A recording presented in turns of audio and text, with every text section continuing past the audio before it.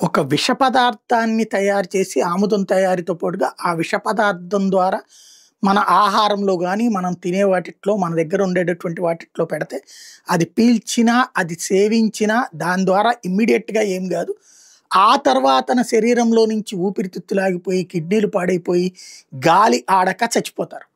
ఇది ఒక డాక్టర్ గారు ఇప్పుడేదైతే యునానీ డాక్టరు మన హైదరాబాద్‌లో టేకప్ చేసి దేశమంతా డిస్ట్రిబ్యూట్ చేయడానికి 4 లీటర్ల పట్టుకుపోతుండగా పట్టుబడినటువంటి ఉన్మాది. ఎవరిని చంపాలనుకుంటున్నాడు అతను?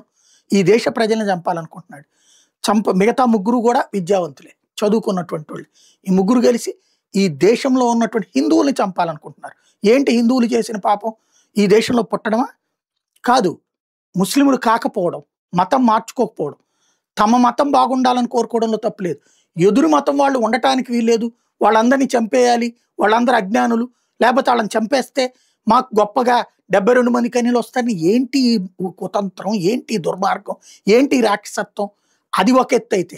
అది పూర్తి కాకముందే జమ్మూ కాశ్మీర్, హర్యానా పోలీసులు కనిపెట్టినటువంటిది డాక్టర్లు దాదాపుగా 12 మంది డాక్టర్లు. అందరూ చదువుకున్నటువంటి వాళ్ళు. వీళ్ళందరూ కలిసి పేలుడు పదార్థాలు. వాళ్ళ సంబంధించిన మెడికల్ కాలేజీలోనే AK-47 ఉన్నాయి. అట్లాగే పేలుడు పదార్థాలు దొరికినాయి భారీ ఎత్తున. ముందు RDX అన్నారు, కాదు పేలుడు పదార్థాలని తెలిసి రిమోట్లతో కాల్చేయాలన్నటువంటి డ్రోన్స్ వీటి మెటీరియల్కి సంబంధించినటువంటి 2 కుట్రలు ఒక్క రోజులో బట్టబయలేరు. దేశంలో ఉన్నటువంటి హిందువుల్ని చంపడానికి జరుగుతున్న అతిపెద్ద కుట్రలు. ఇస్లామిక్ సామ్రాజ్య స్థాపన కోసమా అంటే కాదు. హిందూ జాతి అంతం చేస్తే ఆ తర్వాతన జరుగుతుందా? ఇది వాళ్ళ ఉద్దేశాలు. దీనికి తోడు సరిహద్దుల్లో ఉన్నటువంటి ఉన్మాద చేష్టలకి సపోర్ట్ చేసేటటువంటి వాళ్ళు.